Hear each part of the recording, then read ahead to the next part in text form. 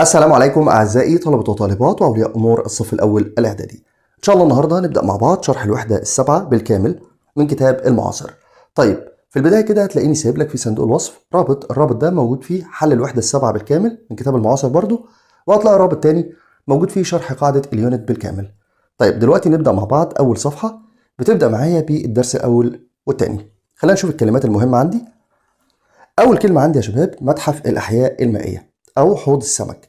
الكلمة دي اسمها أكواريوم. تاني كده أكواريوم. أكواريوم. خلي بالك بقى حرف ال N اللي بين الأقواس ده معناه ناون. ناون يعني الكلمة دي اسم. طيب مركز رياضي دي اسمها سبورتس سنتر. تاني سبورتس سنتر. سبورتس سنتر يبقى مركز رياضي سبورتس سنتر. طيب حرف السي ده بيلخبط ناس كتير. امتى بنطقه وامتى بنطقه زي صوت السي؟ بينطق زي صوت السي في حالة محددة إذا جه بعد منه 3 حروف بس، الآي أو الإي أو الواي. بص كده الكلمة مكتوب سنتر سي إي جاي بعده إي عشان كده نطقناها بصوت السي، غير كده بنطقه بصوت الك. طيب مدينة الملاهي دي اسمها فان فير. تاني كده فان فير. فان فير يعني مدينة الملاهي. القبة السماوية دي اسمها بلانيتاريوم. بلانيتاريوم جاي من كلمة بلانيت اللي هو الكوكب، بلانيتاريوم.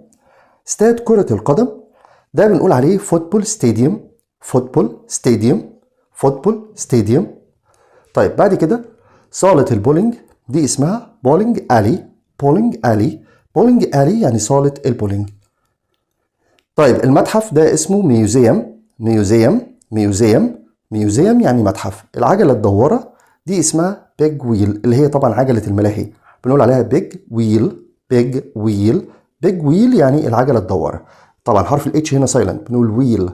طيب متوتر او عصبي دي اسمها نيرفس. نيرفس. خلي بالك كلمة نيرفس دي صفة، الحروف دي اختصار لكلمة adjective اللي هي طبعا الصفة. طيب حوت ده اسمه ويل. ويل. خلي بالك بقى ويل برضو الاتش هنا سايلنت بنقول ويل يعني حوت. طيب تمثال يعني ستاتشو. ستاتشو. ستاتشو. تمثال. عطلة نهاية الأسبوع دي اسمها ويكند. ويكند. كلمة ويك اند يعني عطلة نهاية الأسبوع. طيب معرض أو عرض اسمه اكسبيشن. اكسبيشن.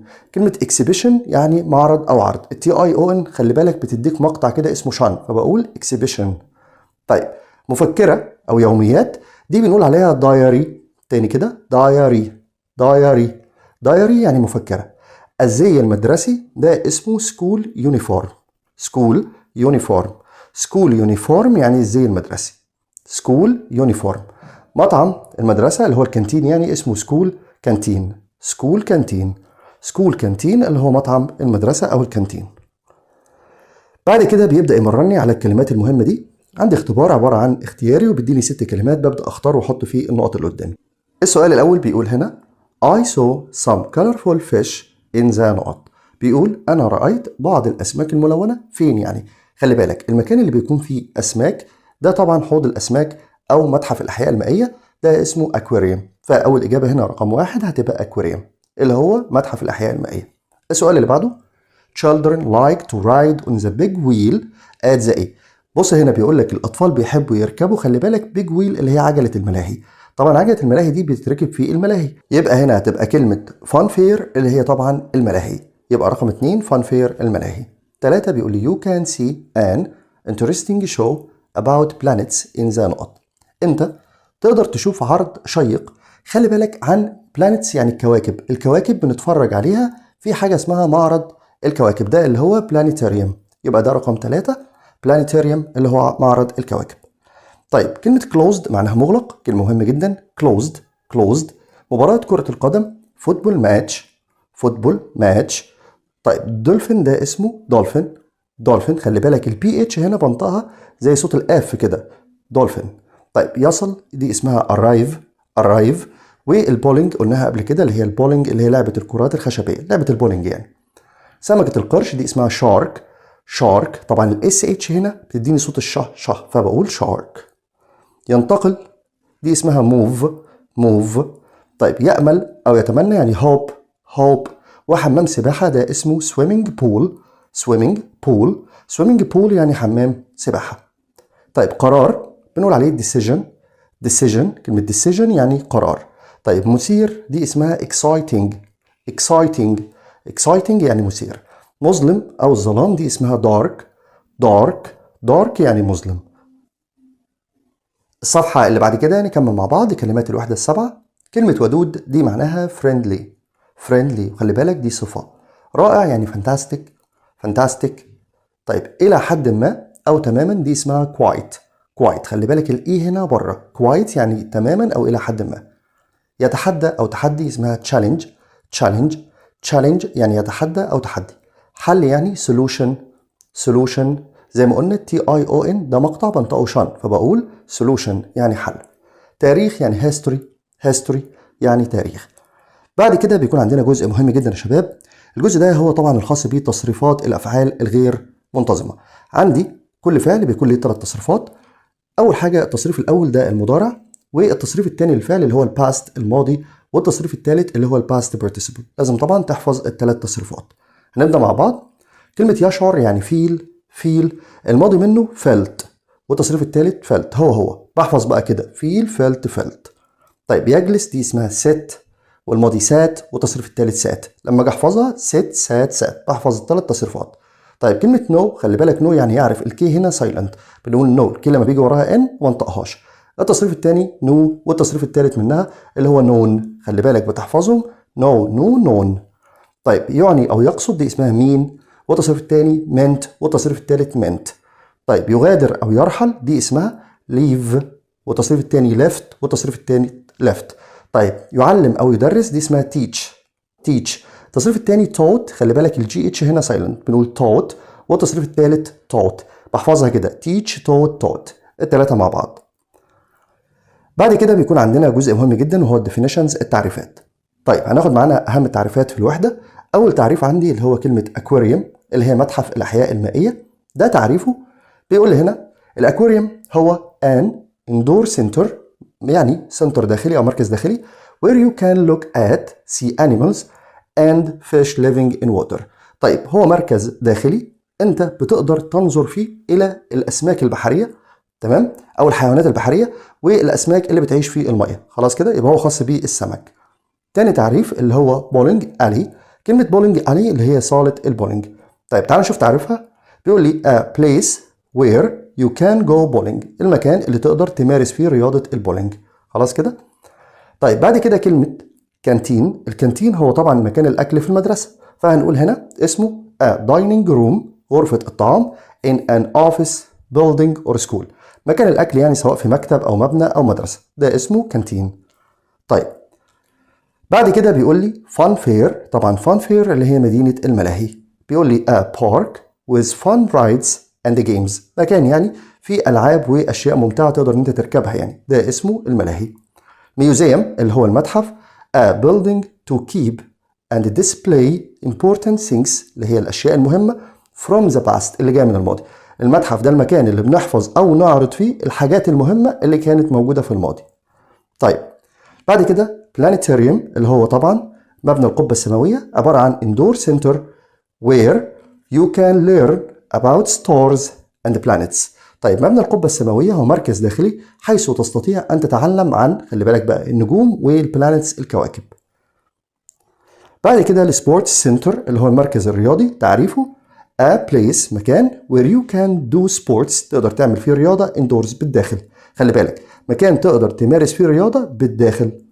طيب ستاديوم اللي هو الاستاد الرياضي. ده بقى تعريفه a place where you can play or watch sports matches المكان اللي انت تقدر تلعب فيه وخلي بالك watch sport يعني تشاهد فيه مباريات كرة قدم، مباريات رياضية يعني.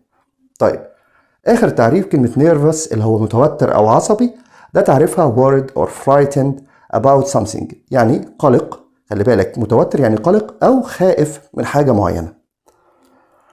طيب بعد كده نكمل مع بعض. بيكون عندنا جزء مهم جدا يا شباب وهو المتلازمات اللفظية. طيب عندي هنا كلمة، الكلمة دي بيكون لها أكتر من معنى زي كلمة have وكلمة do. لازم تحفظ الكلمة واللي بيجي معاها. أول كلمة have بتيجي بمعنى عنده أو لديه، زي ما بقول هنا مثلا have a math lesson يعني لديه حصة رياضيات. طيب لها معنى تاني ممكن تيجي بعد كلمة haircut، يجي بعدها يعني haircut بمعنى يحصل على قصة شعر have a haircut. وكمان have a fantastic weekend بمعنى يقضي اجازه رائعه. كل اللي عليك انك انت بتحفظ الثلاث تعريفات، يعني تقول have a math lesson، have a haircut، have a fantastic weekend. طيب تاني كلمه do، كلمه مهمه جدا جدا. كلمه do يا شباب بتيجي مع عيله things كلها، يعني اقول لك do different things يعني يقوم باشياء مختلفه، او ان انا اقول لك do the same things او يقوم بنفس الاشياء. تمام كده. وكمان بتيجي مع عائله work كلها، زي ما اقول لك مثلا do homework يعني يعمل الواجب المنزلي، او do housework. ممكن اقول do voluntary work خدناه في الترم الاول يعمل عمل تطوعي، وهكذا. واخر حاجه do a sport يعني يمارس رياضه. الصفحه اللي بعد كده نكمل مع بعض اهم المتلازمات اللفظيه. كلمه جو بتيجي برضو بمعاني كتير، بتيجي مع swimming بمعنى يذهب للسباحه، go swimming. وممكن تيجي برضو مع العجله الدواره اللي هي عجله الملاهي بمعنى go on the big wheel. وبتيجي كمان يذهب للفراش بمعنى go to bed early، يذهب للفراش مبكرا. وكمان ممكن تيجي، ودي كلمه مهمه جدا، مع كلمه شوبينج. جو شوبينج دي معناها يتسوق. خلي بالك جو شوبينج لها شرط ان مفيش حاجه تيجي بينهم، ما ينفعش اقول جو ذا شوبينج، لو في زي مثلا كنا قلنا دو ذا شوبينج، اما جو شوبينج على بعضها كده معناها يتسوق. طيب هنا كلمه ميت معناها يقابل، لما بتيجي مع ماي بيست فريند دي سهله طبعا، اقابل صديقي المفضل، ميت ماي بيست فريند.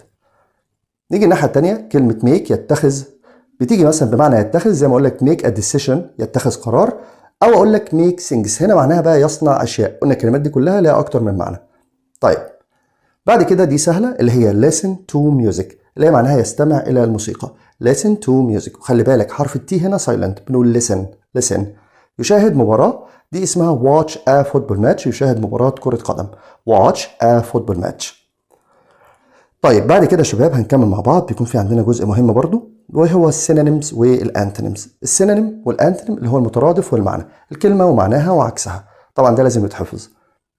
اول كلمه عندي كلمه correct دي معناها صحيح. كلمه correct بتساوي ايه؟ السينونيم بتاعها ايه؟ كلمه اسمها right الجي اتش هنا silent، correct يعني صحيح ورايت يعني صحيح. عكسها بقى incorrect او wrong. خلي بالك incorrect غير صحيح، wrong الدبليو هنا silent بنقول خطأ يعني، يبقى اقول له incorrect او wrong عكس right و correct. متوتر او عصبي يعني nervous دي بتساوي كلمة وارد اللي هي قلق. طيب عكسها بقى كلمة quiet يعني هادئ، وريلاكسد يعني هادئ. خلي بالك quiet هنا الاي جوه الكلمة.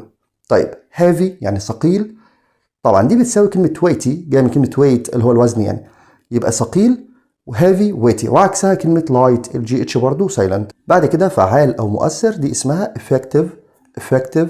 وخلي بالك بقى عكسها او بتساويها السينونيم بتاعتها efficient دي برضو CIA بنطقها زي صوت الشاه كده، معناها برضو فعال او مؤثر. وكلمة useful برضو فعال. طيب يبقى effective efficient useful. عكسها ineffective اللي هي معناها غير فعال. طيب بعد كده كلمة لذيذ يعني delicious. خلي بالك CIO بنطقها هنا شاه فبقول delicious. طيب بتساوي كلمة tasty اللي هي برضو معناها لذيذ، وعكسها كلمة terrible اللي هي سيء أو فظيع. طيب كلمة منتظم يعني regular وبتساوي كلمة punctual برضو معناها منتظم، وعكسها irregular اللي هي غير منتظم. طيب بعد كده نكمل مع بعض، بيكون عندنا جزء خاص بيه طبعا السفكس والبريفكس اللي هي البادئة واللاحقة. طيب هناخد دلوقتي أهم بادئة ولاحقة عندك في الوحدة. بيقول هنا أول لاحقة suffix اللي هي ing. مالها دي بقى؟ بتحول الفعل إلى اسم، زي كلمة swim يعني يسبح، بتحط لها ing في الآخر فتبقى swimming يعني السباحة. طيب IVE دي بتحول الاسم إلى صفة، زي كلمة effective اللي احنا خدناها فوق معناها فعال أو طبعا مؤثر، دي صفة. طيب عندي كلمة الاي ار خلي بالك بادئة بتحول أو بتديني دايما عكس الكلمة، زي كلمة regular يعني منتظم، بتحط لها IR في الأول فتبقى irregular يعني غير منتظم.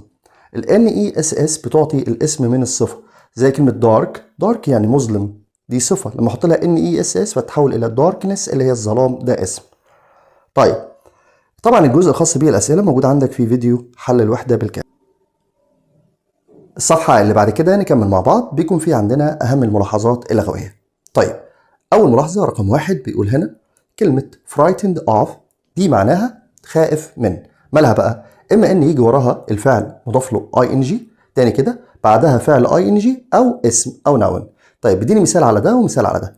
أول مثال he is frightened of the dark يعني هو بيكون خائف من الظلام. خلي بالك بقى الظلام هنا اسم اللي هي دارك. المثال التاني بيقول she is frightened of، خلي بالك crossing the road. هنا كلمة frightened of جه بعدها الفعل مضاف له ing، هي خائفة من عبور الطريق. طيب رقم 2 بيقول ان جميع الرياضات زي فوتبول وتنس وهكذا لا تأخذ أداة، ما بيجيش قبلها ولا ولا ولا ذا. هو بيديني مثال I play tennis. طيب دي في الحالة العادية. بيديني ملاحظة بيقول لي أما إذا استخدمت تلك الألعاب الرياضية كصفات يتبعها اسم، هنا بقى بنستخدم لها أداة. إزاي الكلام ده؟ بص المثال ده I watched a football match yesterday. بيقول هنا أنا شاهدت مباراة كرة قدم امبارح. هنا كلمة فوتبول جاية صفة، احنا بنتكلم عن المباراة، خلاص يبقى الأداة هنا عائدة على المباراة. تمام؟ يبقى لو جه بعدها اسم بتاخد أداة عادي، أما لو جت لوحدها كده بمعنى الرياضة نفسها ما بتاخدش أداة. طيب بعد كده رقم 3 عندي كلمتين، كلمة سبورت وكلمة سبورتس. قال لي إن سبورت دي ناون اسم يعني بمعنى رياضة، وهي كلمة سبورتس دي صفة. طيب خلينا نشوف الأول my favorite sport is football. دي معناها إيه؟ رياضتي المفضلة كرة القدم. أما التانية دي بقى صفة اللي آخرها اس بتكون صفة، زي ما قال هنا في المثال علي is at the sports center، يعني علي بيكون في مركز الرياضي. الرياضي هنا صفة آخرها اس. وآخر ملاحظة عندي كلمة exhibition اللي هي معناها معرض. exhibition غير exhibit. كلمة exhibit دي معناها شيء معروض. طيب المعرض ده اسم، والاكزيبت هنا شيء معروض ده برضو نون، ولكن المقصود به شيء معروض. هنا بيقول I saw an exhibition of old statues. أنا شفت معرض عن التماثيل القديمة. يبقى هنا الكلمة دي معناها معرض. أما بقى exhibit دي بتيجي بمعنى شيء معروض، التحفة نفسها أو التمثال نفسه. بعد كده بيكون عندنا أهم تعبيرات وحروف جر. نبدأ مع بعض الاكسبريشنز المهمة، تعبيرات طبعا دي مهمة ولازم تتحفظ. يستغرق 3 ساعات دي اسمها take 3 hours. خلي بالك بقى كلمة take هنا بمعنى يستغرق، ما بيجي وراها وقت. يستغرق 3 ساعات. متوتر إلى حد ما دي اسمها quite nervous. طيب يحب أن يكون بالخارج دي اسمها like being outside. يعود إلى المنزل دي اسمها come home. وبعد كده على الجانب الآخر من المدينة دي اسمها on the other side of the town. بعد كده بيقول لي يذهب ليلعب البولينج دي اسمها go bowling. احنا قلنا go بيجي وراها الرياضات اللي بتنتهي ب ing. كان ممتعا جدا ده اسمه it was a lot of fun. يذهب إلى التسوق بنقولها go shopping. طيب نيجي على حروف الجر. ينتقل إلى دي اسمها move to. يقود من مكان إلى مكان دي اسمها drive from مكان to مكان، يعني drive from Cairo to Alex وهكذا. طيب ينظر إلى بنقول هنا معناها look at. طيب يتعلم عن دي اسمها learn about. طيب حل لي ممكن أقول solution for أو solution to، الاتنين صح. في نهاية دي اسمها at the end of. يقرر أن بنقولها decide to. خلي بالك decide to بيجي بعدها الفعل في المصدر. طيب يركب العجلة الدوارة دي اسمها ride on the big wheel. طيب آخر حاجة يتناول الطعام بالخارج يعني eat out، يأكل بالخارج يعني. الصفحة اللي بعد كده نكمل مع بعض. بيكون في عندنا أهم كلمات الدرس الثالث والرابع. أول كلمة عندي كلمة موسيقار دي اسمها musician. خلي بالك CIA هنا بنطقها بصوت الشا فبقول musician. جزيرة دي اسمها island. خلي بالك برضو الاس هنا silent لا تنطق، بقول island يعني جزيرة. بحار بقول sailor. عاصفة دي اسمها storm يعني عاصفة storm. بعد كده ثمرة جوز الهند دي اسمها coconut يعني ثمرة جوز الهند. كهف ده اسمه cave. وأدغال أو غابة دي اسمها jungle يعني غابة أو أدغال. كلمة صخور يعني rocks. وآلة البوق دي اسمها trumpet. طبعا دي آلة موسيقية. طيب يجري حوار أو مقابلة شخصية دي اسمها interview. طيب كلمة رأي دي اسمها opinion يعني رأي. المحاور بقى اللي بيعمل المقابلة الشخصية ده بنقول عليه interviewer. طيب ناخد أهم أسئلة على الكلمات دي. السؤال الأول بيقول هنا she couldn't open the knot as it has a hard shell. طيب ده تعريف مهم جدا، هي مش قدرت تفتح ايه اللي بيكون ليها يعني قشرة صلبة. طبعا ده تعريف لثمرة جوز الهند اللي هي طبعا اسمها كوكونات، يبقى دي أول حاجة. بعد كده بيقول لي he climbed the knot to reach the top of the mountain. طيب هنا بيقول هو تسلق ايه لكي يصل إلى قمة الجبل. طبعا عشان تصل لقمة الجبل بتتسلق الصخور، صخور يعني روكس، يبقى دي رقم 2. بعد كده بيقول the ship sank because of a big A. هنا بيقول السفينة غرقت بسبب عايز يقول عاصفة كبيرة. طيب كلمة عاصفة اللي هي storm، يبقى دي طبعا رقم 3. بعد كده بيكون عندي type of music، أهم كلمات أنواع الموسيقى. موسيقى الجاز دي اسمها جاز ميوزك، خلاص كده. طيب الموسيقى الكلاسيكية بنقول كلاسيكال. موسيقى الروك دي اسمها روك ميوزك، روك يعني موسيقى صاخبة. الأوبرا دي اسمها أوبرا. طيب موسيقى البوب دي اسمها بوب ميوزك. والموسيقى التقليدية يعني تراديشنال ميوزك. تاني كده تراديشنال، طبعا TION بنطقها شان. بعد كده كلمة نوع دي اسمها تايب، برضو ممكن أقول kind. يبدو صوت شيء دي اسمها ساوند، ممكن تيجي بمعنى يبدو أو صوت الحاجة يعني ساوند. الصوت البشري بقى اسمه فويس. يشارك دي اسمها شير. طيب يشدد الحروف دي اسمها ستريس. فرقة موسيقية خدناها في الترم الأول اسمها باند. بعد كده مغامرة يعني adventure. طبعا TURE بنطقها كده شر زي كلمة future، برضو نفس الكلام. رهيب أو فظيع يعني terrible. طيب تمطر أو مطر دي اسمها rain. وخلي بالك دي بتيجي بمعنى تمطر أو مطر. خلال يعني throw والGH هنا silent، بنقول throw يعني خلال. الصفحة اللي بعد كده نكمل مع بعض أهم الكلمات. عندي هنا كلمة وحيد أو بمفرده دي اسمها alone. كلمة مدخل أو تدوين دي اسمها entry. بعد كده البندق أو حبة المكسرات دي اسمها nut. والزجاج يعني glass. طيب بعد كده بيكون عندنا تصريفات الأفعال غير منتظمة. أول فعل يرتفع أو يعلو ده اسمه rise والماضي منه rose والتصريف الثالث risen. طيب يسقط أو ينخفض دي اسمها fall. وزي ما قلنا حرف A إذا جه بعد منه ال هنا بنطقه زي الأو فبقول fall. الماضي منها fell والتصريف الثالث fallen. طيب يغرق دي اسمها sink والماضي منها sank والتصريف الثالث sunk. واخر كلمه find يعني يجد، الماضي منه found والتصريف الثالث found، فبقول هنا found. بعد كده بيكون عندنا جزء مهم جدا وهو الديفينيشنز، التعريفات. نبدا مع بعض. اول تعريف كلمه alone يعني بمفرده. الكلمه دي معناها without any other people، يعني بدون اي اشخاص اخرين، لوحده يعني. التعريف الثاني classical music دي اسمها موسيقى كلاسيكيه. تعريفها بقى type of serious music played by people like Mozart. بيقول هنا هي نوع من الموسيقى الجادة، طبعا بتعزف بواسطة طبعا ناس مشاهير زي موزارت وهكذا. طيب بعد كده يا شباب كلمة كوكونات اللي هي ثمرة جوز الهند دي تعرفها a large hard nut that grows on a palm tree. بيقول هي ثمرة صلبة بقشرة صلبة يعني من المكسرات بتنمو على أشجار النخيل. بعد كده موسيقى الجاز دي تعرفها a type of music نوع من الموسيقى first played by black Americans.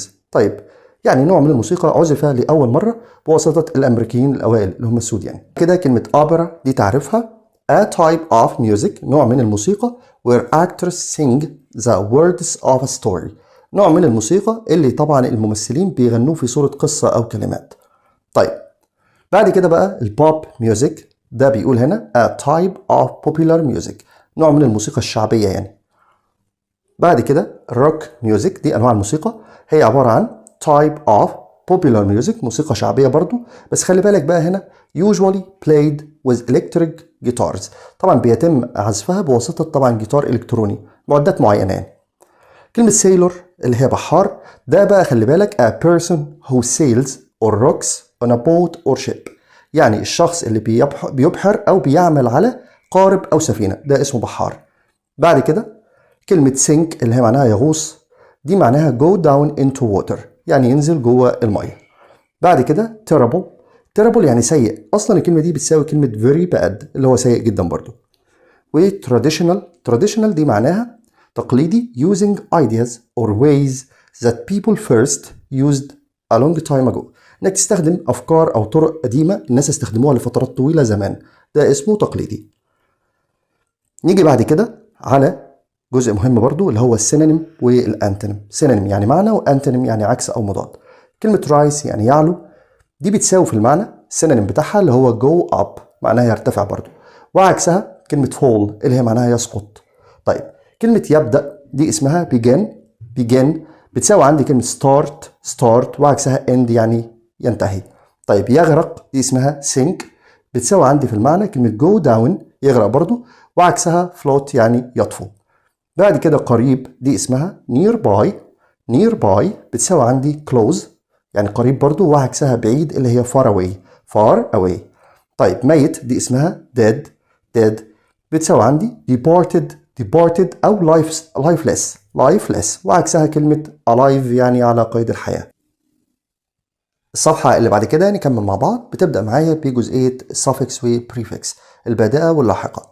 طيب بيقول هنا ان ال IAN دي لاحقة، دي وظيفتها انها بتحول الاسم لوظيفة، زي كلمة music اللي هي الموسيقى، لما تحط لها IAN في الاخر فبتبقى musician اللي هي موسيقار، ده طبعا اسم.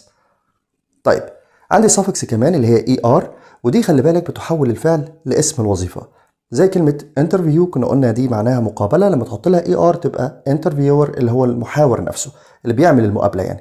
طيب بعد كده برضو عندي ال AL دي بتحول الاسم الى صفة، زي ما قلنا كلمة كلاسيك بتحط لها في الاخر AL فتبقى كلاسيكال اللي هي كلاسيكي، دي صفة.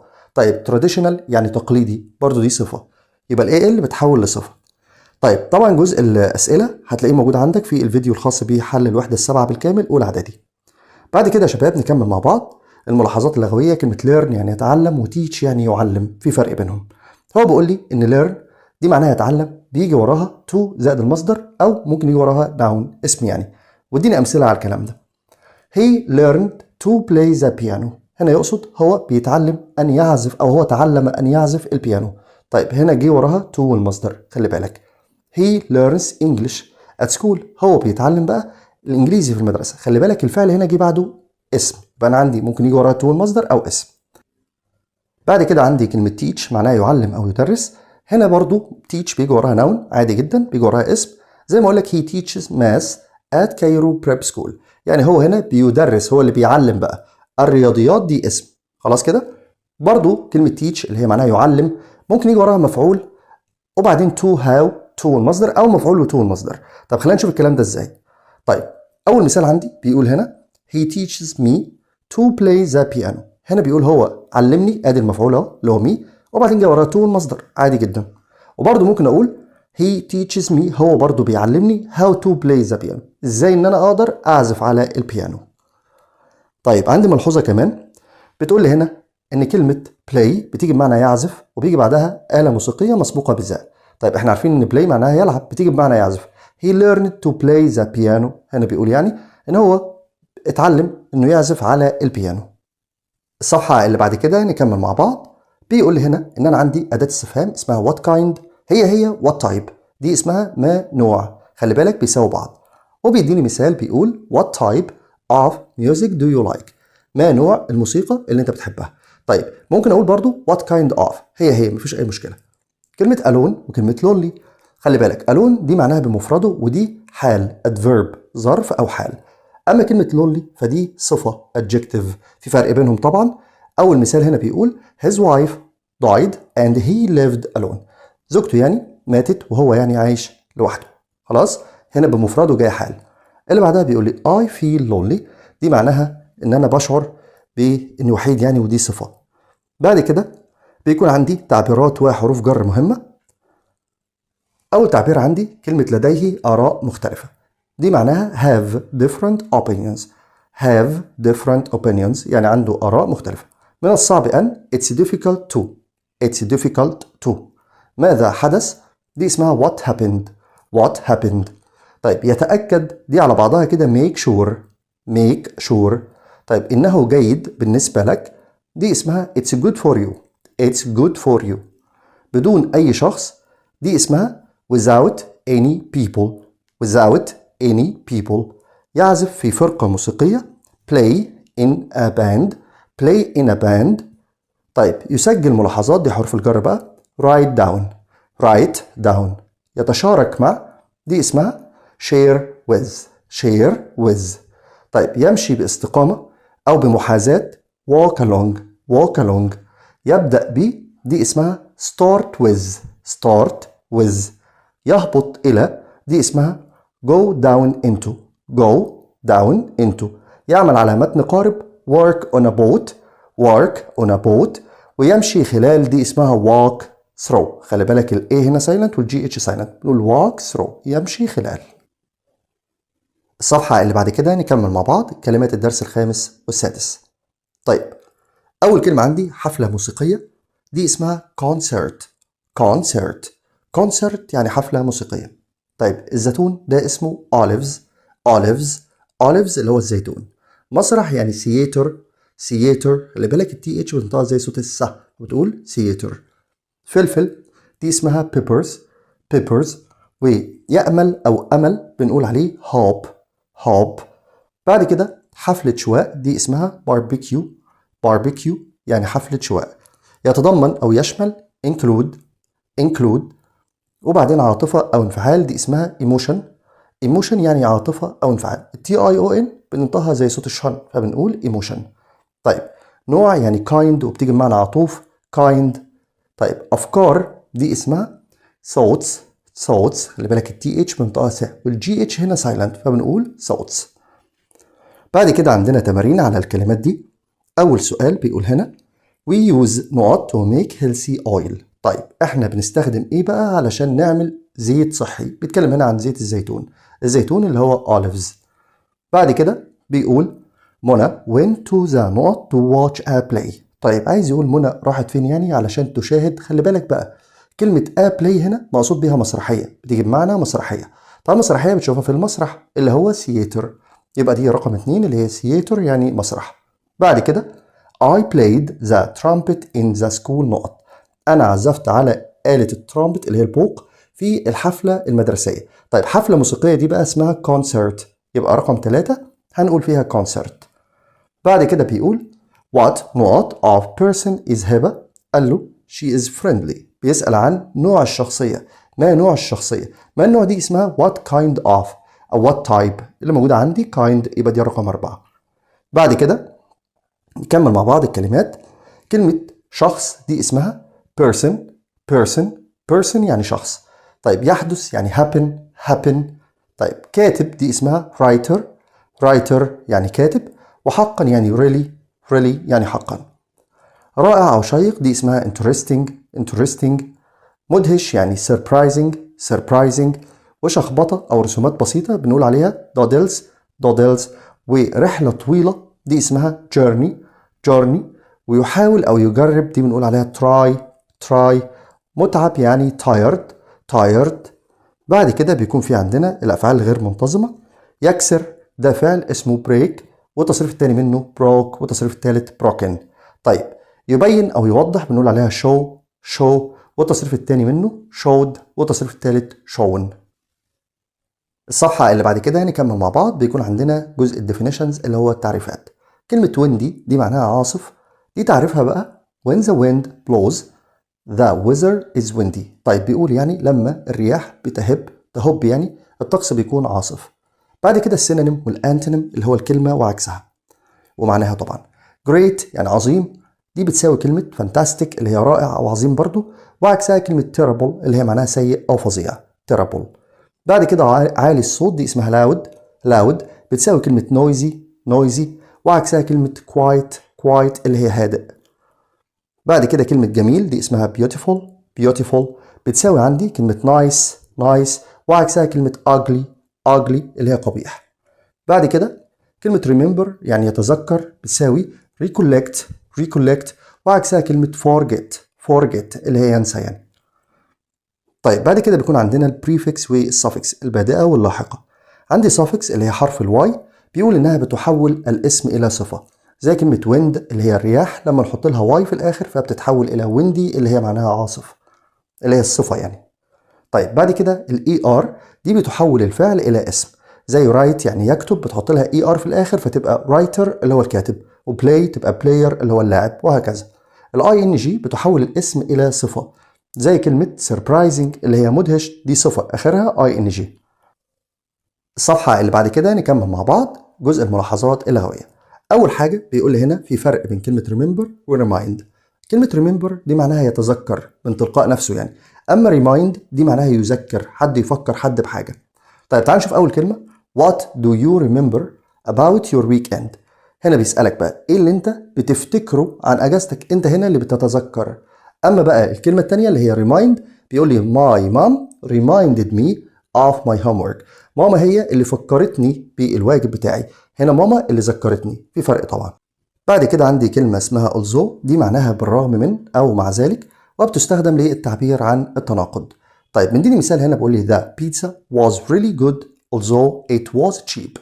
بيقول يعني إن البيتزا كانت جيدة جدا على الرغم من إنها كانت رخيصة، في تناقض هنا. بعد كده يا شباب بيكون عندي صفات ذات معنى عادي وصفات ذات معنى قوي. بص الجزئيه دي كل عليك انك هتحفظ الصفه ومعناها بس، ما تشغلش بالك، الموضوع ده حفظ. يعني هنا جيد يعني جود بتحفظها، قديم يعني اولد، صغير الحجم يعني سمول، ومتعب يعني تايرد، وسيء يعني باد. لو انت حافظ دول كويس الموضوع بالنسبه لك سهل. هو عايز يقول لك ان جود دي صفه طبعا ذات معنى عادي، المعنى القوي منها فانتاستيك ووندرفول، وهكذا انت بقى بتحفظها. طيب عتيق او قديم يعني ancient، ضئيل الحجم دي اسمها tiny، واكزاستد يعني منهك، وتيربل يعني فظيع او سيء جدا. طيب اخر حاجه بيكون عندي جزء خاص بالتعبيرات وحروف الجر. الاكسبريشنز المهمه، يلتقط صوره بالكاميرا الاماميه، دي مهمه جدا اسمها تيك ا سيلفي، تيك ا سيلفي. طيب يؤدي واجبات الرياضه، واجب الرياضه دو ماث هوم ورك، دو ماث هوم ورك. يعطي سبب او مبرر لي، دي اسمها give a reason، give a reason. يتوقف عن العمل، دي اسمها stop working، stop working. ويقيم حفل شواء، دي بنقول عليها have a barbecue، have a barbecue. وبعد كده عندي حروف الجر. يتجول، دي اسمها look around، look around.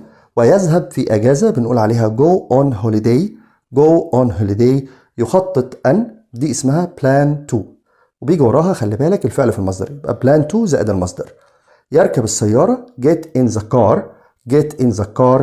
ويبقى على الشاطئ stay on the beach، stay on the beach.